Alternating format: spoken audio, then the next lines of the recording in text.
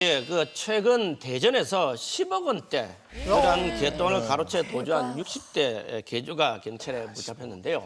이 개주는 개를 운영하면서 그 펑크가 난 그 개모음을 이거 그냥 계속 운영하면서 또 다른 개, 새로운 개를 또 이렇게 만들어서 이렇게 돌려막기 하는 수법이었습니다. 그래서 총 8개의 그 개 모임을 운영하다가 뭐 수습이 안 되니까 바로 이제 잠적을 해버렸는데 돌려막기를 계속 하다 보면 피해금이 눈덩이처럼 커지게 되는 마련이죠. 근데 사실 이 개모임이라는 게 굉장한 믿음이 있어야 되는 거고 또 일이 커지면 문제가 심각하게 발생하는데도 이 개모임이 계속 생기는 이유가 뭔가요? 뭐 가장 큰 이유는 목돈을 만들기 위한 거죠. 요즘 같은 경우 은행 이자가 사실은 굉장히 낮지 않습니까? 맞아요. 그러니까 그 낮은 것을 뭐 좀 보상하기 위해서라고 할까요? 이제 그러면 위험 부담을 조금 안고 빨리 좀 목돈을 만들자. 이게 첫 번째 부분이고요.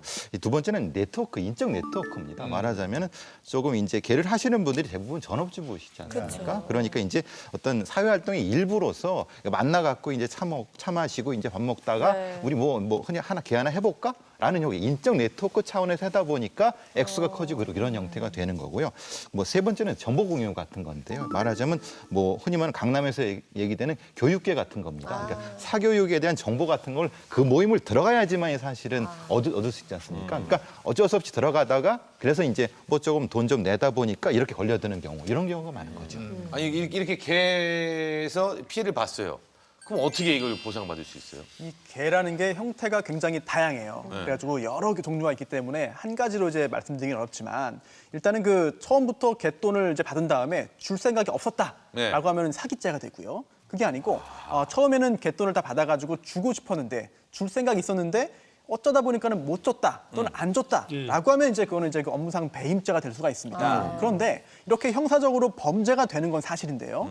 민사적으로 그러면 내가 지금까지 냈던 계금 달라 돈을 달라라고 하기 위해서는 별도의 민사 소송을 제기해가지고 또 민사를 이겨야 가야 되거든요. 그런데 거기서 승소를 해도 실제로 이 개주가 도망간 개주가 돈이 있어야 돼요.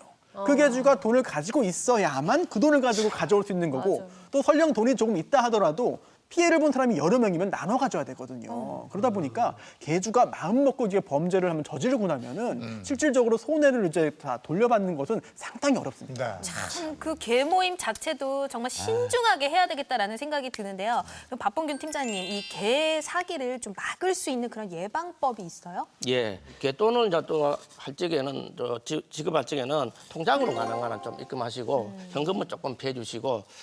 그다음에 요새 그러한 리스크를 줄이기 위해서 모임 금융 자산 보호 서비스라는 게 있습니다. 잘 받아 적어 보십시오.